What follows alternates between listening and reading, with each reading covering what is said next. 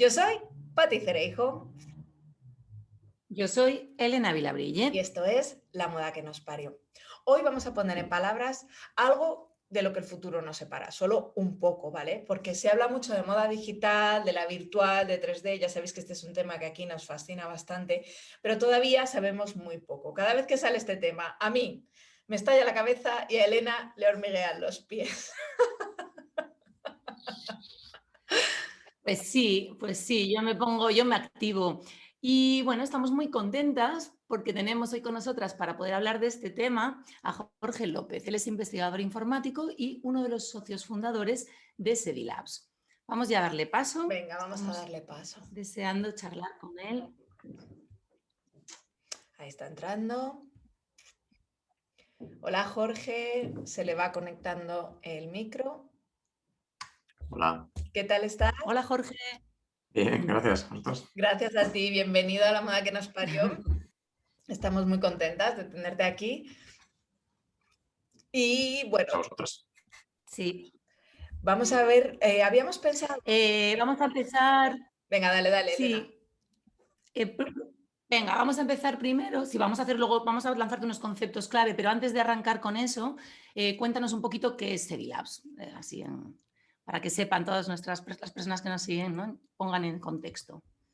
Vale. Bueno, pues Sedilabs, a ver, es una empresa que salió hace ya la friolera de casi 4 años de la Universidad Rey Juan Carlos, que fuimos un grupo de investigadores que venimos todos de informática gráfica, computer graphics, toda la tecnología típica de cine, videojuegos y demás, que empezamos hace ya 8 años a trabajar en simulación de telas, de ropa, de prenda completa, de humanos, y nos dimos cuenta de que había como un gran hueco en la tecnología, en el mundo de la moda, y decimos lanzarnos un poquito a la piscina, ¿no? Decir, bueno, vamos a ver si podemos traer un montón de tecnología que incluso en el mundo de videojuegos y demás es bastante punterilla, pues llevárnosla al mundo de la moda. Y eso fue hace 4 años fundamos la empresa, uno de nuestros socios es estadounidense.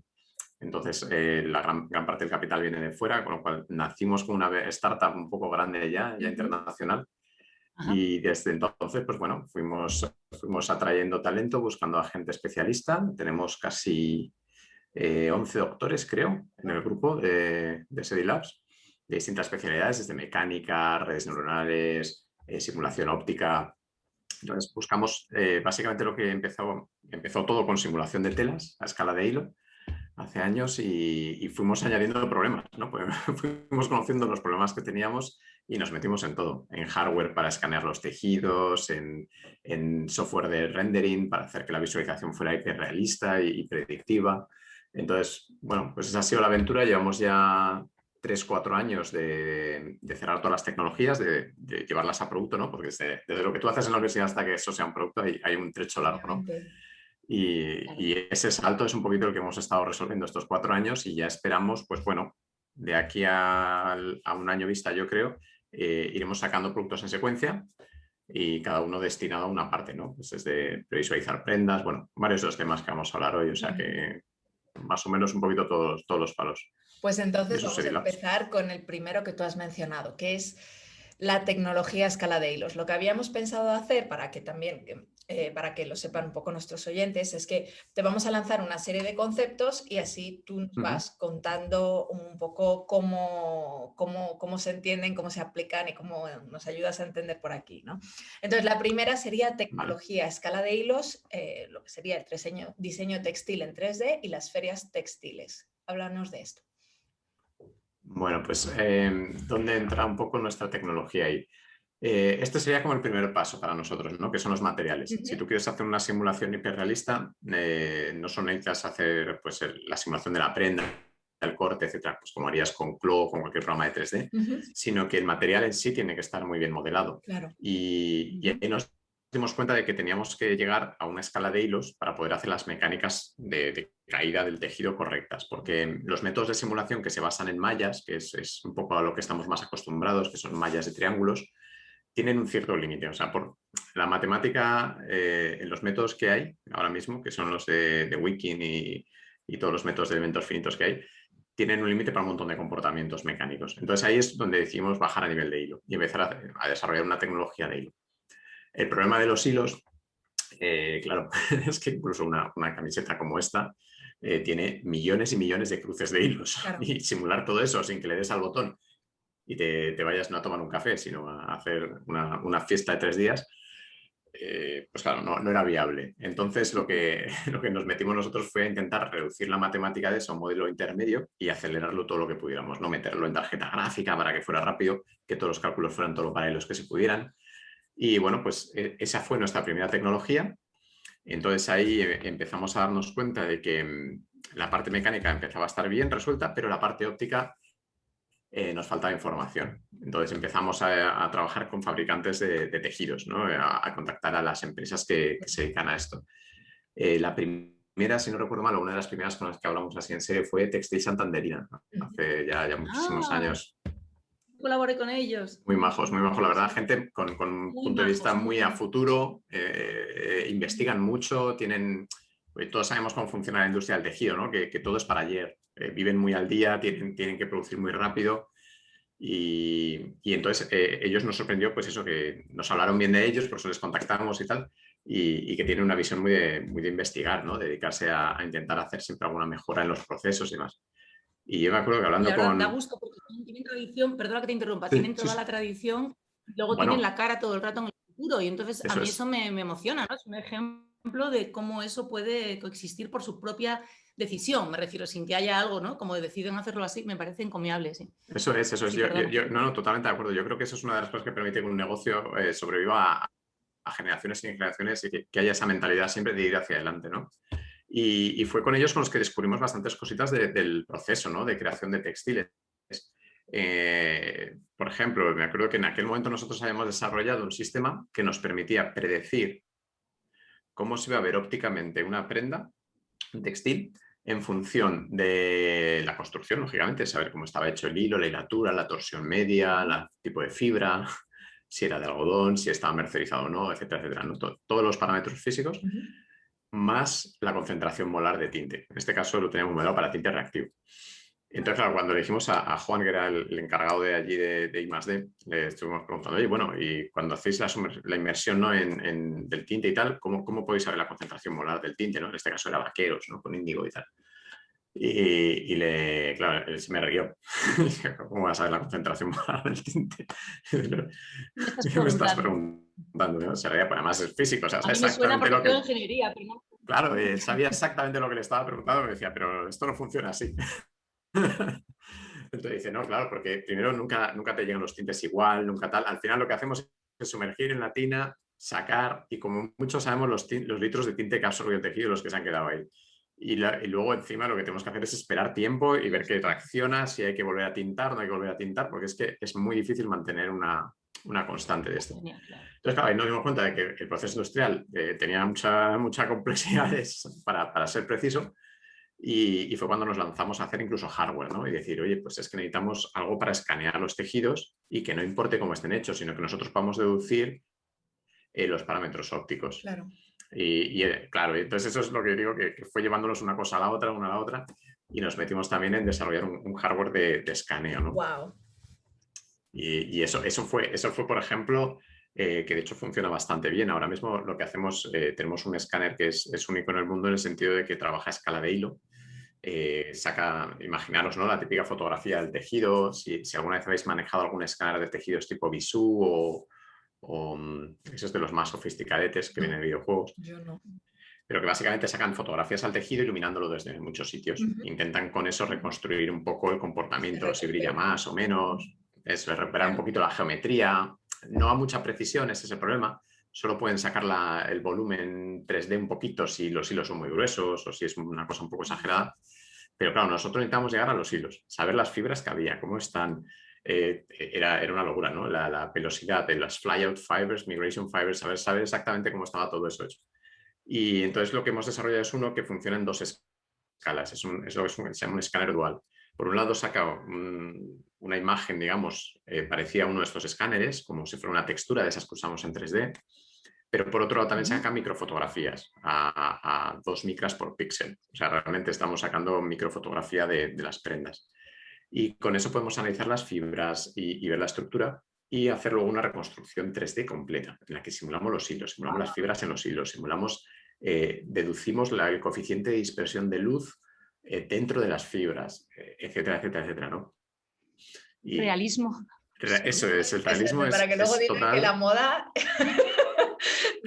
no es una cosa que haya que pensarla mucho. Pues toma.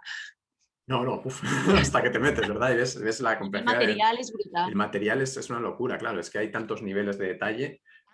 Tantos. Es que la moda se dedica a diversificar en materiales. O sea, es todo lo Eso, contrario a voy a esto. Es como, venga, y más. Y tal. Entonces, eso es. Además, cuando empezamos y creíamos que lo teníamos ya controlado, decimos, mira, ya sabemos hacer todos los tejidos a la plana, ya sabemos hacer jacquards, ya sabemos hacer tal. De repente entramos en los puntos. Y tejido de punto, ¿vale? Sabemos hacer los básicos. Bueno, más o menos, venga. Y de repente encontramos el punto que dices, pero espera, que es que hay punto a la trama y punto a la urdimbre, ¿o no fastidies? Hombre, yo tengo que decir que a mí una de las... Y las circularidades. A mí una de las cosas que más me fascina es en vuestra web, que tenéis la imagen del punto haciendo esos movimientos. Es una maravilla de ver, porque en esa simple imagen se entiende un poquito lo que hacéis, porque si no suena un poco a ciencia ficción, pero de repente al verlo es como dices, ah, ok, esto es, y es fascinante, a mí me parece, vamos, increíble. O sea, sí, eso fue uno de los mayores retos, pero claro, es lo que decís, la arquitectura de un punto es complejísima, porque tienes capas y capas cruzándose, deslizando unos nudos con otros, y eso en un ordenador es lo más difícil que le puedes hacer. Porque son puntos súper cercanos, todos están muy cerca, le estás pidiendo que calcule movimientos relativamente violentos, ¿no? Estiramientos, cosas así. Y tal y como funciona un ordenador cuando simula, lo que va haciendo es dividir el tiempo en cachitos más pequeños y en cada cachito va intentando predecir dónde va a estar en el siguiente instante de tiempo un trozo de hilo o de tela o de lo que sea. Si por lo que sea tú calculas muy optimistamente y le dices, no, basta con que lo calcules 5 veces por segundo, ¿qué puede ocurrir? Que el hilo, en una fracción de segundo y la siguiente, atraviesa otro hilo. Y entonces directamente se ha vuelto invisible y empieza a deshacerse toda la urdimbre y literalmente se caen los hilos. Wow. Literalmente se desmembran los hilos y se van deshaciendo. No ocurre, no engancha, claro, es como si se escapara el punto, ¿no? Tal cual. Como es la vida real. Es bonito de ver a veces. Es bonito de ver a veces porque se deshace todo el punto, ¿no? Cuando haces ese tipo de cosas. Y si lo haces en los simuladores actuales, de hecho, si según manejáis Pro o cualquiera de estos, intentan que los parámetros estén muy controlados, porque como pongáis un parámetro que se vaya un poco de madre, explota literalmente. Eso le ha pasado a cualquiera que haya hecho simulación con software convencional comercial hoy en día. Es que si no manejas bien los parámetros, la simulación se vuelve inestable, ¿no?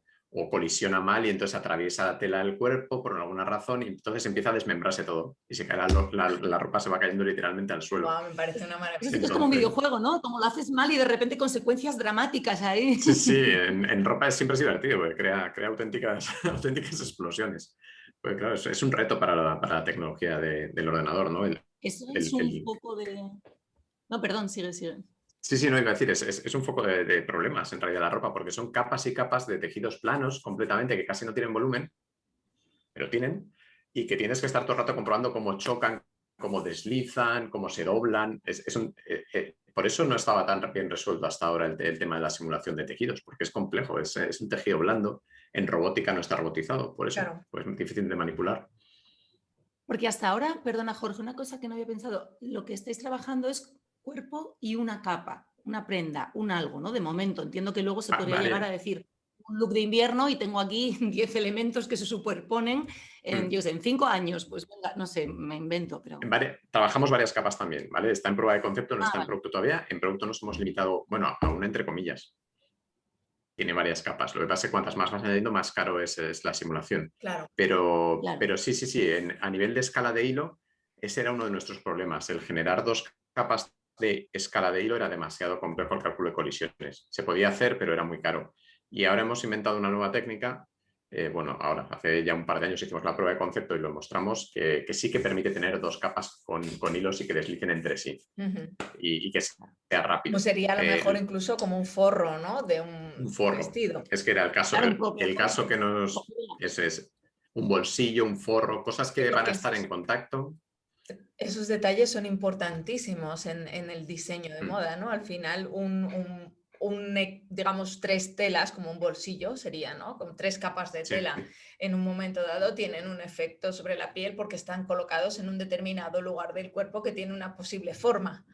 Con una Eso. determinada costura, con una determinada... O sea, que hay muchas intenciones y muchas posibilidades. Y las entretelas, que además añaden una mayor rigidez o menor rigidez donde estén colocadas, pues todo eso lo tenemos en cuenta en las simulaciones, claro. Hoy en día lo puedes hacer en Clo o en Browsware, ¿eh? Puedes crear varias telas, hacer una simulación y más o menos funcionará. Le tendrás que dar una serie de pistas al programa, decirle que una está delante de otra, etcétera, etcétera, y más o menos te funcionará. El problema que hay es que las mecánicas de la interacción entre esas 3 telas no están muy bien hechas. No es predictivo, o sea, visualmente funcionará más o menos. El artista tendrá que sufrir un poquito a veces cuando esté montando la escena, y cualquiera que hayamos jugado con Clo, pues lo sabemos, que al final tienes que tener un arte, ¿no? A la hora de montar en 3D.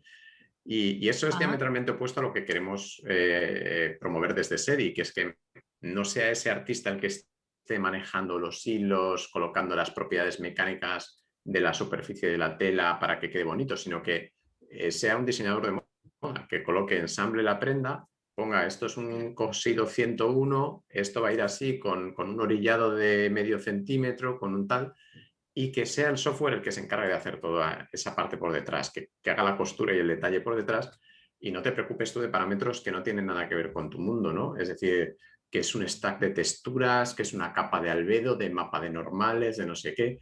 Todo eso es tecnología que usamos en gráficos, en videojuegos y en cine, pero que no tenemos por qué traernos a la moda. Creemos desde SEDI que realmente, a ver, va a coexistir durante un tiempo, pero que es traer un problema adicional al sector, no una solución. Claro. Hay que traer una herramienta, tráeme la herramienta bien diseñada para que yo pueda usarla como otra extensión más, ¿no? Y que Eso es, realmente sea viable. que no te preocupes Es muy tanto de bonito cómo va por debajo. que decías ahora que había que tener arte para diseñar. Claro que hay que tenerlo, porque es una nueva cosa, ¿no? Es como yo siempre digo, pues o pintar un cuadro, o diseñar, cosas como son nuevas cosas, a lo mejor con alrededor del mismo objeto. Y pensaba antes, cuando decías que todo se destruía, y estaba pensando en los NTF que están Sí. ahora mismo como, ¿no? Que está la cosa hirviendo, y me imaginaba vuestro lugar de trabajo como un foco de material para creadores de arte virtual, de repente. Sí, es que lo estaba viendo, quería decirlo porque digo, qué bonito. Sí, Bueno, sí, se podría. sí, se podría. Cambiamos de tercio para hablar de los datos. ¿Qué nos está dando el diseño a través de los datos? Cuéntanos. Vale, ese es exacto, es un poquito el punto que os empezaba a comentar antes. Estabas comentando, ¿no? Eso es. Claro, Que, claro. porque si no lo hace el artista, ¿quién lo hace? Claro. ¿Quién decide cómo funciona la simulación, cómo va la física de esta manera o de esta otra? Pues son los datos, exacto. Ese es el protagonista que creemos que va a ser cada vez más, no solo por nuestra parte, ¿no? Sino que creemos que esto va a dominar la industria en los próximos años, que sean los propios datos los que controlen el proceso. ¿Qué quiere decir esto? Bueno, pues sí. Perdón, te corto aquí para hacerte una pregunta, porque tú has empezado a decir que al hecho o sea, en cine y videojuegos, obviamente los procesos son mucho más largos, ¿no? Sí. Entonces, Ese es el problema que tenemos.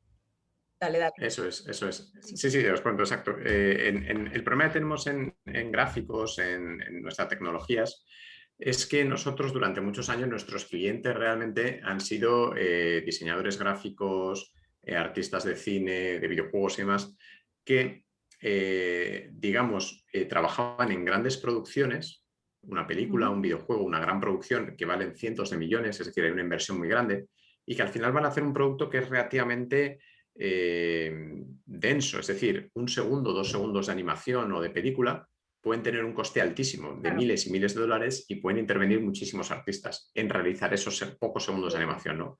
¿Y eso qué significa? Que tienen más margen de maniobra. Por ejemplo, si yo estoy haciendo una escena de acción en la que el doble digital del actor lleva ropa y se está moviendo por una calle y le pasa cualquier cosa, ¿no? Pues para evitar tener un doble del actor, pues hay una explosión, tiene que saltar, lo que sea. Yo tengo mucho presupuesto para hacer esa simulación de telas, para modelarlas y simularlas. Y como lo que va a pasar muchas veces es que la simulación no va a salir bien, literalmente lo que se hace, eso lo sabemos por experiencia, porque ha habido mucha gente que ha pasado en la empresa, que ha pasado por Pixar, por estudios de cine de Hollywood y demás, es que se simulan cientos de opciones de esos parámetros, se lanzan a una granja que hace todo el cálculo y luego se inspeccionan y se selecciona y dices, ah, mira, pues esto ha quedado bien aquí, pero en este segundo ha quedado mejor aquí. Bueno, cambio de plano y utilizo una animación para este plano y otra para este otro. Ni siquiera son los mismos factores físicos que he usado, ni físicos, o sea, propiedades de simulación, no son ni las mismas. Entonces, o incluso el aspecto visual de la tela va a quedar bien desde este punto de vista de la cámara, pero como la mueva al otro lado y ponga otra iluminación, claro, ya no aguanta, ya no parece la misma tela exactamente. Está hecho artesanalmente casi, ¿no? O sea, está hecho... Tiene una parte muy artesanal. Ha ido ajustando, el artista ha ido ajustando los parámetros, en este caso, pues de un modelo de microfacetas o de cualquiera de los que utilizasen ahí, para que aguantasen esa toma, esa iluminación, ese entorno. No los ha hecho de tal forma que si yo cambio todo funciona perfectamente, ¿no? A lo mejor sí, a lo mejor no, pero no, claro, no lo ha preparado para eso ni lo puede garantizar. No hay elemento predictivo, ese es el problema. No lo he montado yo y estoy seguro de que si lo ilumino con esta luminaria de 4600 grados Kelvin, no sé qué, etcétera, se va a ver así. Claro. Ni garantía de color, ni garantía de nada. Es un elemento artístico, sin más. Entonces, ¿qué pasa? Que te ha costado 4.000, 5.000, 6.000 dólares hacer esa imagen bonita de la prenda con todo, con tal moviéndose. Y como decía una vez un consejero de aquí que tenemos del sector, decía, la tela, la ropa se parece más a tomates que a películas. En el sentido de que es un producto que es perecedero, que va a estar muy pocos meses en el mercado, porque la moda cambia a toda velocidad. Y si tú haces un coste elevadísimo para hacer ese tomate, no lo vas a poder vender. Claro. Porque has superado el coste de la venta. Claro. Entonces, eso nos fue abriendo los ojos a darnos cuenta de decir, mira, es que nosotros tenemos que venir con algo que automáticamente se hagan los parámetros, se pongan en su valor, sin que yo tenga que estar ensayando y probando y con error, ¿no? Y eso es lo que viene a conducir el data driving, que dicen en general, ¿no? Que yo simplemente tengo los datos de simulación física, me vienen de algún lado, le doy al botón y sale lo que debería salir, sin más. Claro. El problema de los datos. ¿De dónde los sacamos? ¿De dónde vienen esos datos? Ese es el gran problema del sector, de todos los sectores que están pasando a Industria 4.0, ¿no? Y que quieren hacer digitalización. ¿De dónde saco los datos? Por ejemplo, con un coche es fácil. Un coche, por ejemplo, está hecho con una estructura 3D, porque es la misma que utilizan para hacer los moldes, es el mismo 3D tal cual. Van a hacer el coche una y otra vez, y va a ser el mismo coche y cambiar de modelo les va a costar 5 años, no es lo mismo que una prenda. Claro. Por otro lado, además, son rígidos que son más fáciles de simular, tenemos también las pinturas y los materiales que se van a usar se conocen mejor que las telas, porque las telas además ópticamente son muy complejas, muy complejas, mucho más que la pintura de un coche que tiene varias capas. Y todo eso, pues bueno, va basado en una serie de datos que van teniendo, pues cuánto se dobla un metal, etcétera, etcétera. Es relativamente fácil. Pero ¿qué pasa en la moda? ¿Cuánto se dobla un determinado tejido? Cuando tienes cientos o miles de combinaciones de tejidos con componentes, con composiciones dentro del hilo, con tipo de rotación dentro del hilo. Si he hecho una tela con Z-twist o S-twist, si las he combinado y uno va en Z y el otro en S, ya solo eso cambia los brillos de una prenda. Entonces, todo eso necesitamos tener una forma de capturarlo que sea automática y que sea rápida, básicamente. Ese es el objetivo de la industria. Hasta ahora se han hecho escaneos, la gente que hace librerías digitales de tejidos usa escáneres tipo Visu y similares. ¿Qué problema tiene eso? Que son unas capturas de datos muy limitaditas. Claro. Entonces, luego cuando quieras iluminarlo desde distintos puntos de vista o con luz basada en la física, no vas a poder hacerlo bien. No va a predecirte exactamente cómo se va a ver. Entonces nosotros es la razón por la que invertimos en mejorar los escáneres. ¿No? Sí, de tal manera que podemos hacer los mismos stacks de texturas que se usan ahora en Clo, en Browsware, pero además hacemos mucho más para cuando tengas los modos de simulación avanzados de óptica y puedas predecir cómo se va a ver exactamente. Mucho mejor que un espectrofotómetro de estos que se utilizan en laboratorios de textil, ¿no? Claro. Que al final te da un color base. Eso te da un color medio, no es como se ve una tela. Una tela la inclinas y de repente brilla. Eso el espectrofotómetro no lo ha pillado. El espectrofotómetro no lo ha pillado. Entonces nuestro sistema de captura, que es un gonio-reflectómetro, que es como se llaman, que captura todos los posibles ángulos de luz, sí que sabe eso. Sabe exactamente cómo se va a ver según cómo lo inclines. Si lo haces en dirección del grano, brilla de una manera y si lo haces en dirección perpendicular de otra. Todas esas cosas se obtienen completamente. Y entonces, claro, el realismo que tienes o el grado de pilosidad, nosotros detectamos cuántas fibras sueltas hay por centímetro cuadrado, qué tipo de forma tienen, cómo se apilan.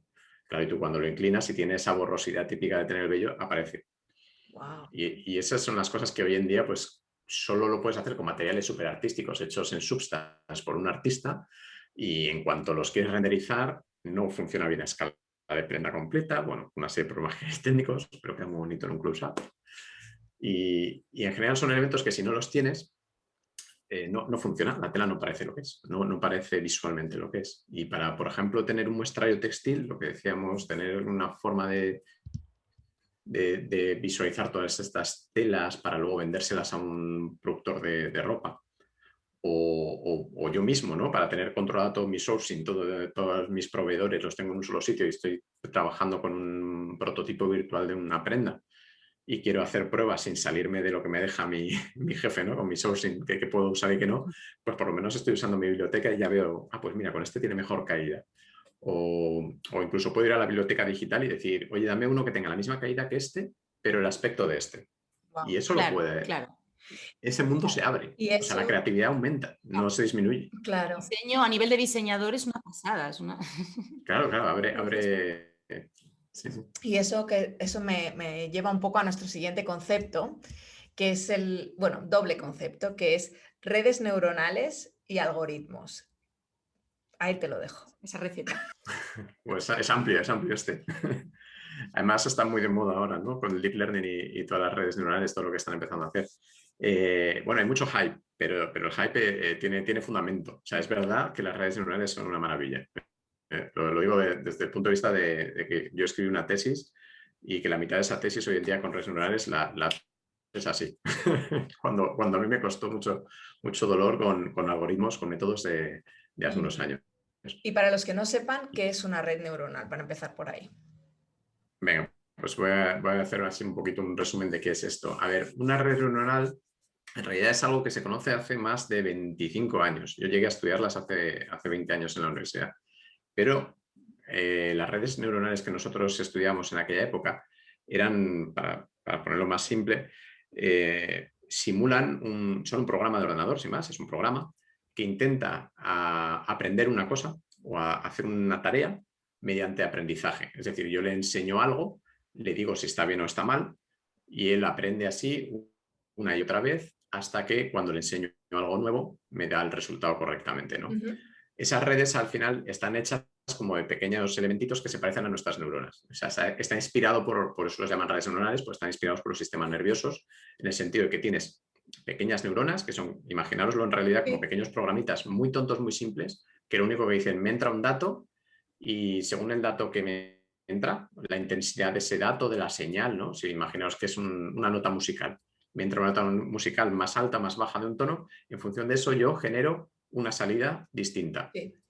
Y yo no sé qué va a hacer el programa, francamente, porque voy a poner millones de neuronas juntas, les voy a enseñar un montón de notas musicales de entrada y al salir del todo le voy a pedir que la salida se parezca a una cosa en concreto.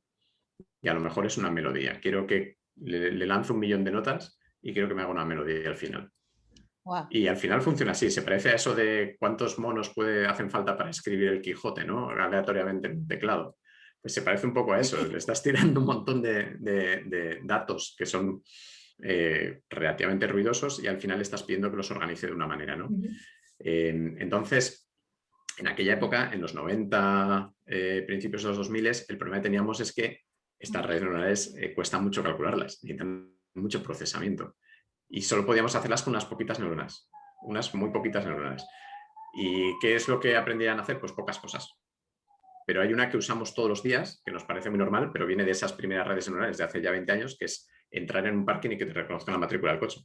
Eso lo hacen esas redes neuronales de esos tiempos. Wow. Eran muy buenas ya haciendo esas cosas, pero era lo más que le podías pedir, leer una matrícula de coche. Hoy en día te pueden batir al ajedrez a Kasparov, pero en aquel momento no podían hacer nada más. Hace 10 años hubo una pequeña revolución, hay una serie de autores que además digamos, inventaron una mejor forma de hacerlas crecer y que aprendieran mejor, es decir, que propagasen el conocimiento de mejor manera. Y desde ahí empezaron a sofisticarse, ¿no? Desde el año 2012, que es cuando salieron los primeros papers de esto, empezaron a sofisticarse. ¿eh? Fueron ignorados unos años, todo hay que decirlo anecdóticamente. Fueron ignorados unos años, aquí este articulillo y tal.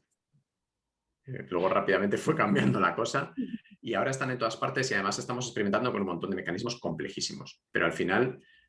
para nosotros como investigadores tienen un problema y es que son como una caja negra. se parece mucho a nuestro cerebro en el sentido de que tú les enseñas a aprender, por así decirlo, puedes hacer incluso que aprendan por sí mismas, que se autorregulen, pero no sabes lo que pasa ahí dentro muchas veces. No puedes saber lo que pasa en las capas de dentro, ¿no? Porque ahora al final son capas y capas de neuronas que hablan unas con otras. Hay neuronas que agregan datos, neuronas que extrapolan datos.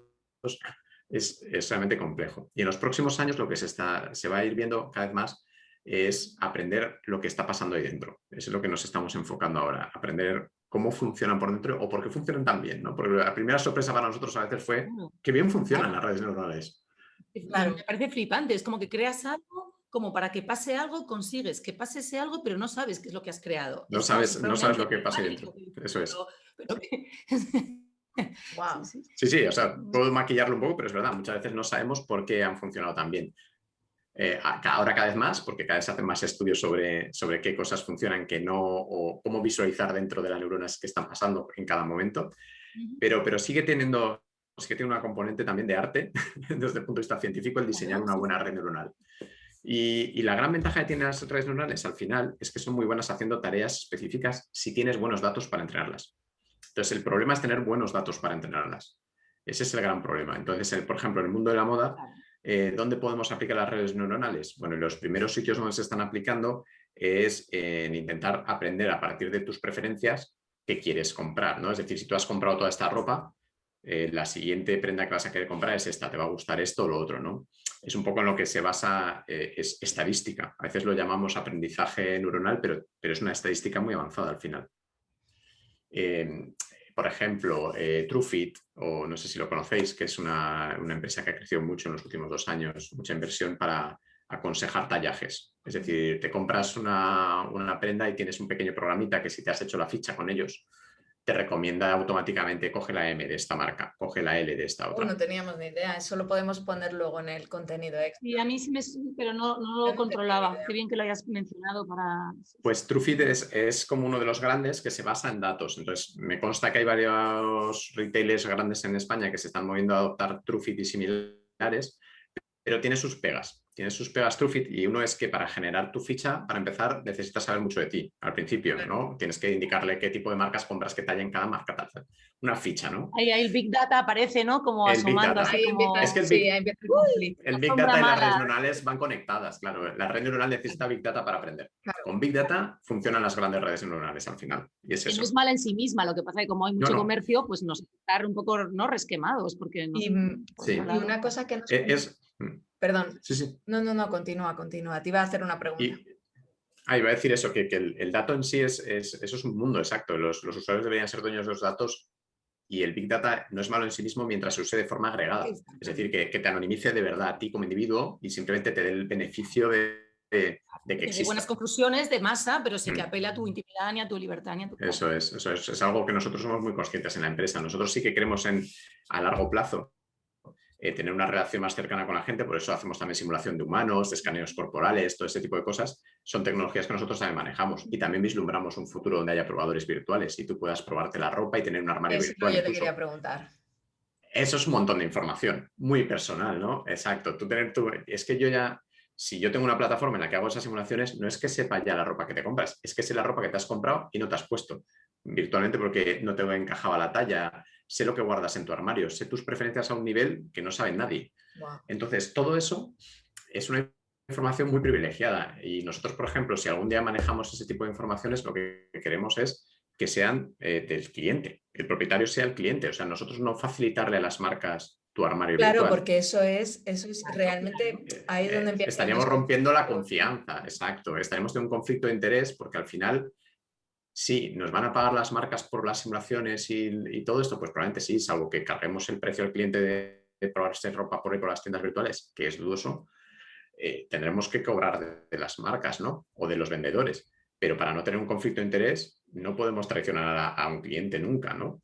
Entonces, creemos que ese tipo de datos que ayudan en realidad al cliente, porque al final haces que te llegue una oferta que te interesa, no una oferta que te molesta, hay que hacerlo de tal manera que garantices, uno, que esa conexión es anónima, es decir, que si tal marca tiene un pantalón que te va bien, yo canalizo esa oferta hacia ti, pero la marca no tiene que saber nada de eso, ¿no? O sea, no tiene por qué saber nada de ti. O sea, tus datos tienen que estar... De hecho, o sea, Eso eso es una de las cosas que a mí a veces me molesta. Yo lo llamo el algoritmo, pero igual lo llamo mal, ¿no? No, el algoritmo es eso, es cualquier método automático. A veces creo que eso a veces lo que hace es un poco como quitar el elemento creativo de la mente humana. Es decir, Sí, porque la sí. mente humana, a mí me pasa, por ejemplo, a la hora de, yo qué sé, los algoritmos que son relacionadores de imágenes. Yo le tengo mucha manía a Pinterest porque pienso que nos categoriza de manera que no nos permite pensar libremente, sino que, vale, ¿te ha gustado esta imagen? Te voy a poner un trillón de versiones de esta imagen, lo cual no permite una cosa maravillosa que tiene la mente humana, que es el pensamiento lateral. Estas veces que a veces una idea te lleva a otra cosa completamente opuesta. A lo insospechado, ¿no? A cosas como muy de tipo... Ese es un problema de learning. De hecho, además lo quería nombrar. El problema de Truefit y de todos estos enfoques basados en históricos es que se basan en históricos.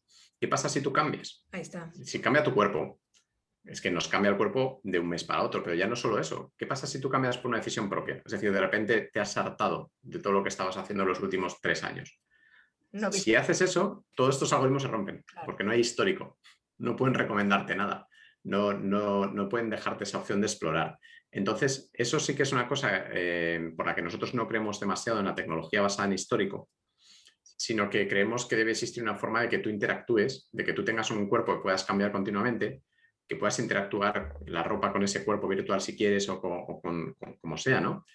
Pero sin dar ese peso al histórico. Nosotros no queremos aprender tantos datos de histórico, que es como se han usado tradicionalmente el Big Data, Data Mining y las redes neuronales, sino que nosotros, por ejemplo, las usamos más para hacer que todas estas simulaciones, que son complejísimas, se hagan muy rápido. Es decir, nosotros hacemos, por ejemplo, entrenamos una prenda de estas de hilos o de millones de polígonos, que cuesta horas de cálculos, pues la entrenamos en millones de cuerpos. Así decirlo, en realidad no es millones, son muchos menos, pero está entrenada en muchos cuerpos, para que cuando llegues tú con un avatar que tiene tus medidas, podamos ponerte esa prenda de ropa en tiempo real en ese avatar, en un instante, o sea que tú no tengas que esperar nada, y encima al vendedor que está haciendo esta simulación embebida en su web o donde sea, en cualquier lado, no le cueste casi nada, claro, para que tú puedas probarte toda la ropa que quieras, combinarla como te dé la gana, claro, y que tengas libertad. Realmente útil, claro. Eso es. Hoy en día se puede empezar a hacer... Vamos a hacer un corte. Vamos a hacer un corte, chicos, que nos estamos quedando sin tiempo. Y si os parece, sí, vamos a alargarlo un pelo. Vamos a entrar. Un segundito, ¿vale? Yo tengo dudas apuntadas que vamos. O sea, vale, pero vamos a... Hacemos esto un segundo. Eso no lo vamos a hacer. Ok, venga. Pues es que... Te digo, vamos, estoy aquí apuntando, yo que soy una Pepito Grillo, me surgen dudas que ya estaba pensando que tendríamos que tener otro encuentro en la siguiente temporada porque se nos agolpan las ideas para preguntarte y comentar. Si queréis, dejamos el momento algoritmo y redes neuronales, que creo que os ha entendido súper bien, y podemos ir a otro tema muy interesante que es la ropa técnica, que quizás lo más cuando una persona piensa, ¿no?, en cosas digitales, piensa mucho y es verdad que tiene una gran aplicación y una relación. Cuéntanos, Jorge. Sí, la verdad es que la ropa técnica es uno de los mayores retos, ¿no? Y para nosotros casi es lo que más sentido da la simulación a escala de hilos, por ejemplo.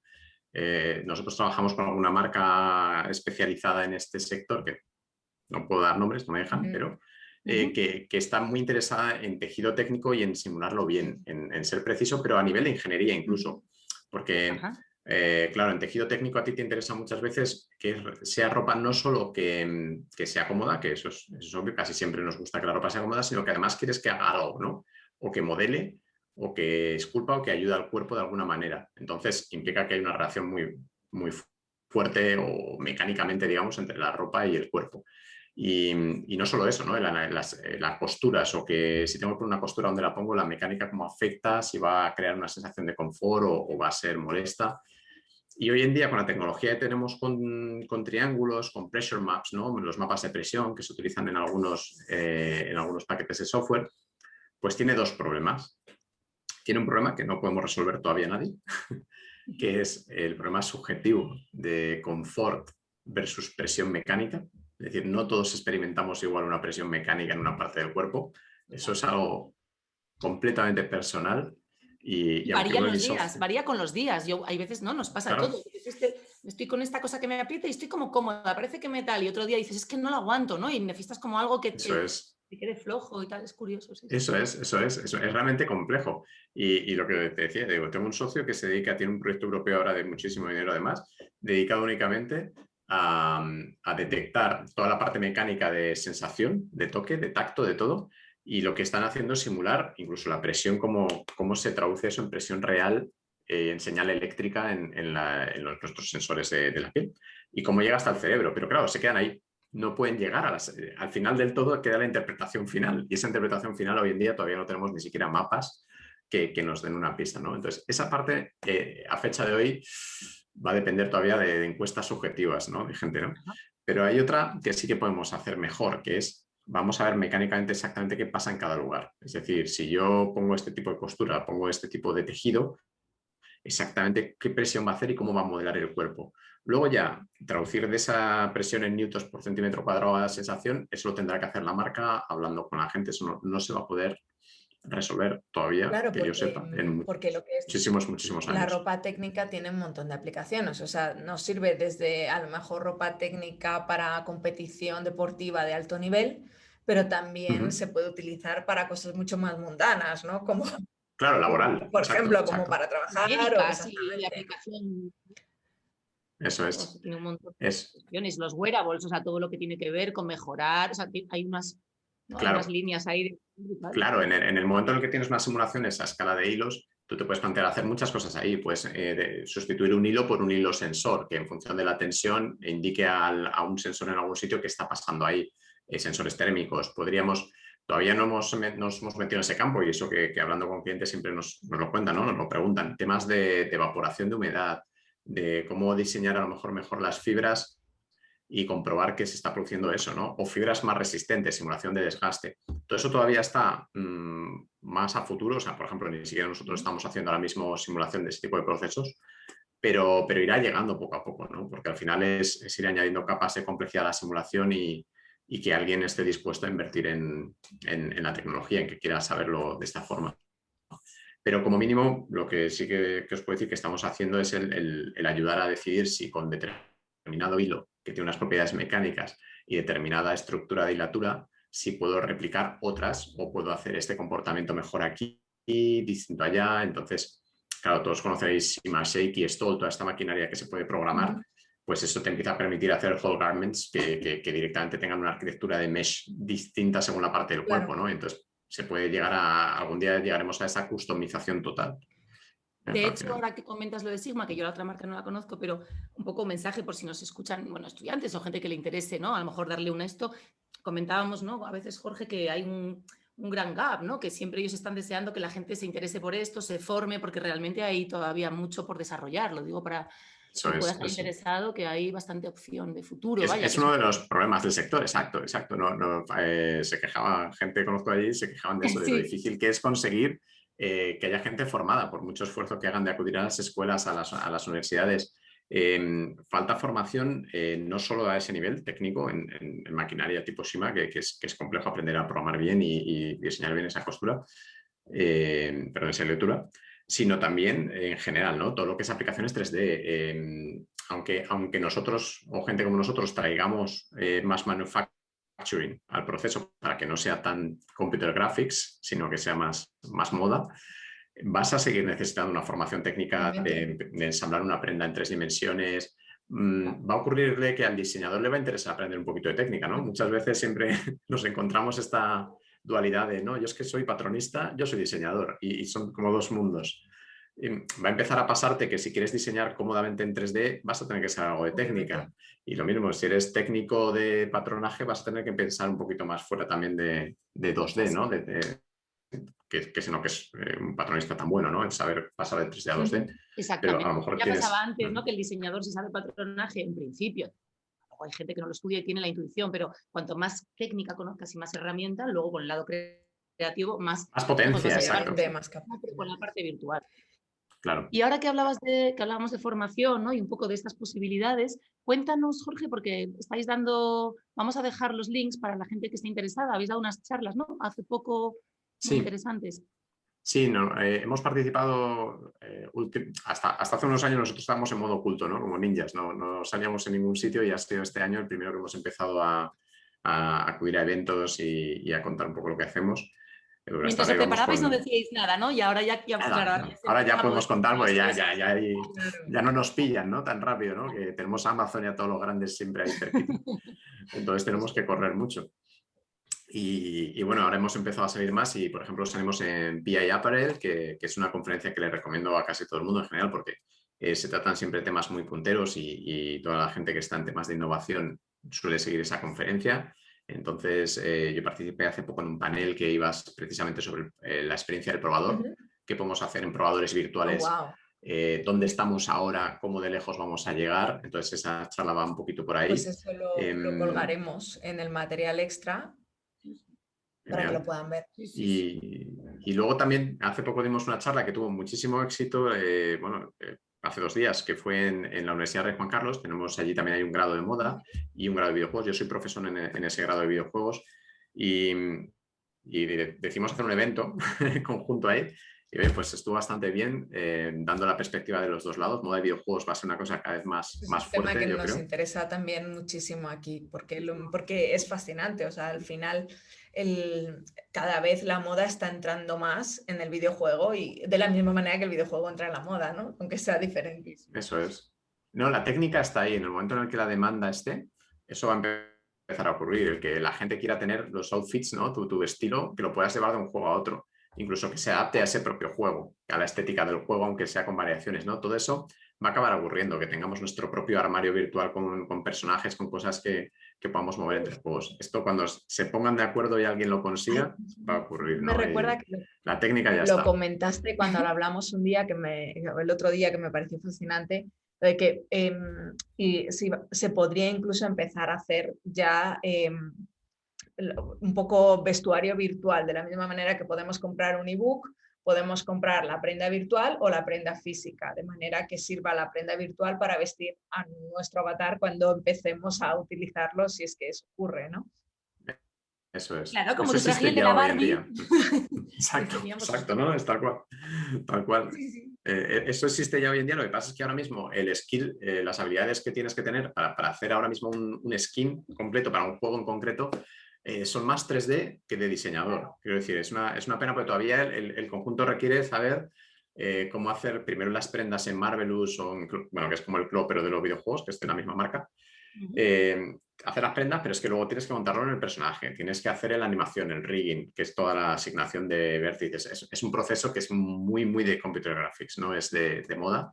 Y encima cada juego es un mundo, cada juego lo tiene diferente, con lo cual lo tienes que adaptar a cada uno. Totalmente. Y así todo hay gente que se lo ocurra, yo por mi hijo, Sí, porque sí. yo no los consumo, pero hay algunos que es que yo estoy, o sea, él flipa con eso, además, él lo ve desde un lado un poco moda, porque yo, claro, le influyo un poco, y entonces estamos ahí viéndolo y hay cosas que dices, ¿qué nivel? Pero claro, no está, lo que dices tú, está desde el otro lado, desde el complejo, ¿no? Desde todavía, exacto, todavía no es fácil para alguien que no esté metido en este mundillo y le dé mucho a la técnica, pero que hay una demanda enorme, está claro. Si veis youtubers famosos hoy en día que si sacan el skin de tal youtuber que ahora sale en Fortnite. Sí, pues el skin es un concepto absolutamente constante. Sí. Es moda, es pura moda realmente. Lo que pasa es que todavía está en el terreno de los videojuegos, pero yo creo que poco a poco se va a ir...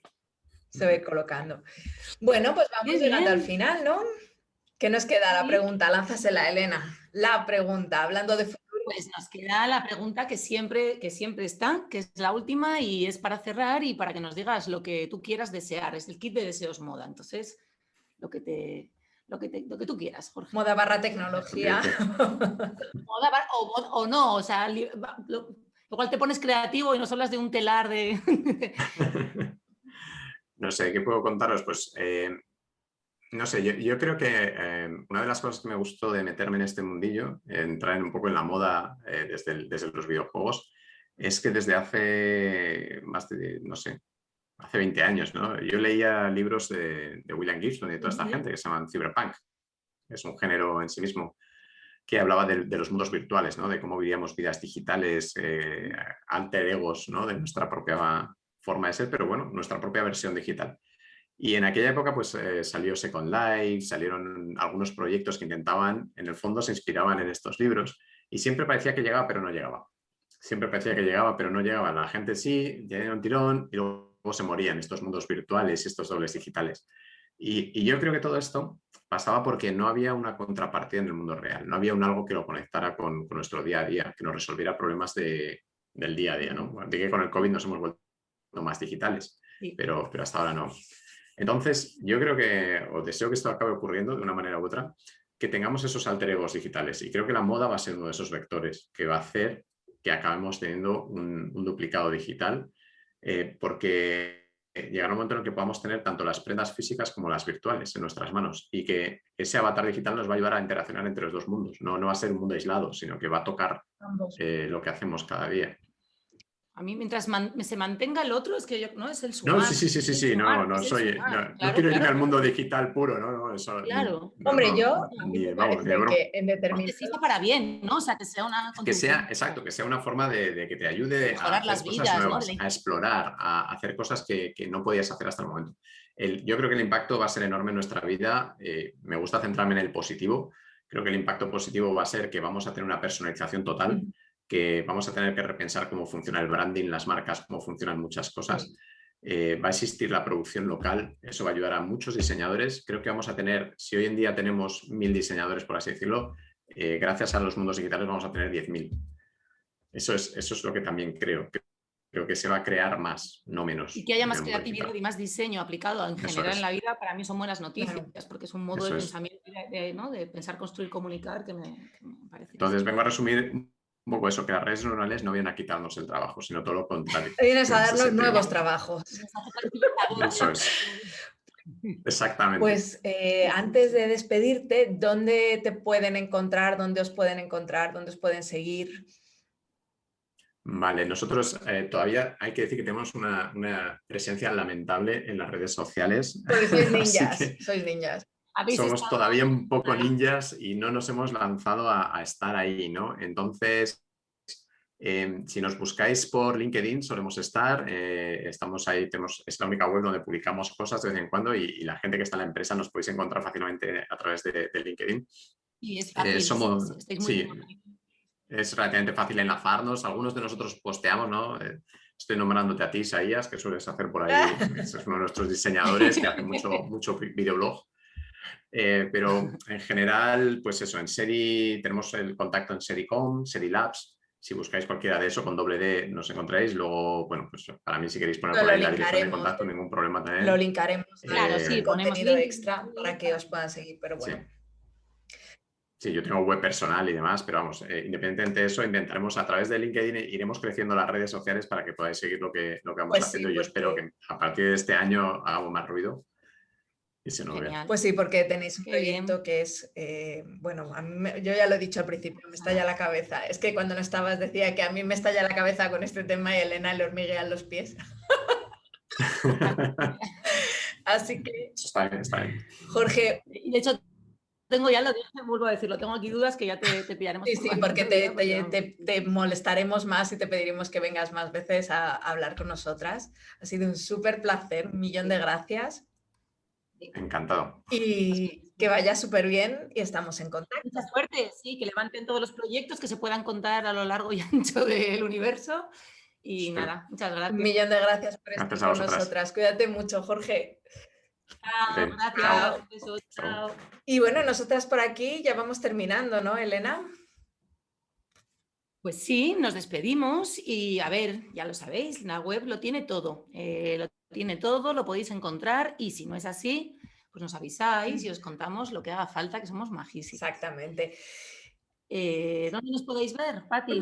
Pues mira, estamos en YouTube, nos llamamos, imagínate, La Moda que nos parió, en Instagram, @La Moda que nos parió. Si os gusta el programa, pues no os olvidéis de seguirnos, de darnos likes. Si además os animáis a comentar, vamos, ya nos da ahí un placerazo. Tercera temporada y ya hemos desistido, por cierto, no lo habíamos comentado. Vamos, que si de repente os da por ahí. El miércoles de la semana que viene, ¿qué pasa? Pues que en La Moda que nos parió, en nuestra web, www.lamodaquenosparió.com, os vais a encontrar estos pedazos de artículos. Te recomiendo La estrella del momento, Walter Adrián, celebra con nosotras, los 10 años de la revista Búfalo Cine. En Perfiles, nuestro querido Carlos Primo habla de un icono que para mí ha sido una inspiración toda la vida, la tristemente desaparecida Stella Tennant. Y entonces él nos va a hacer un análisis de todo lo que su figura aportó a la moda contemporánea. Y en mis 5 favoritos, nuestra becaria de moda favorita, Claudia Blasco, nos trae sus propuestas preferidas de la 080. Seguidnos y atención a lo que tenemos por delante en estos días. Mañana tenemos la segunda chapa de la temporada, sí, con Ladrón. Vamos a hablar de instituciones y posicionamientos políticos respecto a la moda.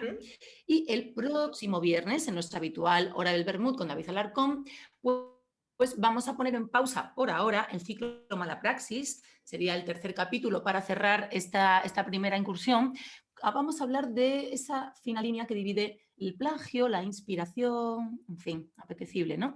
Y es que estamos a tope en London Walks, nuestro segundo London Walks el domingo con Marta Arroyo, que nos va a acercar al estudio de la ilustradora Kylie Chaplin. Y en nuestro próximo episodio, el miércoles 30 de junio, tenemos con nosotras a Pepa Bueno, de la Asociación de Creadores de Moda de España, ACME para los amigos. No hace falta decir, como con todos nuestros episodios, que este es imperdible, así que ya sabéis lo que tenéis que hacer. Apuntarlo en la agenda. Que venimos. No os perdáis a Pepa. Exactamente. Bueno, por Instagram ya sabéis que damos bastante la brasa también. Ya os sabéis la lista. Sí, agenda, todo no sobra, ¿no? Pasan muchas cosas y hay que apuntárselas. Ya sabéis la lista. Ajá, esto es. Podéis crear una alarma de calendar. En audio, chicos. Perdón. ¿Dónde nos podéis escuchar? No, sí, nos encanta, Pati. Spreaker, iTunes, Spotify, por nombrar así 3, pero vamos, en cualquier plataforma donde ya nos escucháis. Y en vídeo, en YouTube y en Instagram, para vernos la carita. Sí, porque en Vimeo... Ya está, ya estamos por hoy. Querida comunidad, no, en Vimeo no. En Vimeo todavía no. Nos vemos en las redes. Cuidaros mucho. Buena semana. Chao. Besito, gracias. Nos vemos. Chao. La moda que nos parió es posible gracias a nuestro maravilloso equipo. Esther Martín es la multifacética y paciente colaboradora de dirección. Alberto Chillón, el crack detrás del desarrollo web. A cargo de la música y el audio de todos nuestros podcasts tenemos a los hermanísimos y artistazos Luis y Javi Garayalde. Y la última y flamante incorporación a la moda que nos parió, Bruno Rodríguez Faustino. Él es quien se encarga de dejar preciosos todos los vídeos que hacemos con tanto cariño. Gracias, equipo.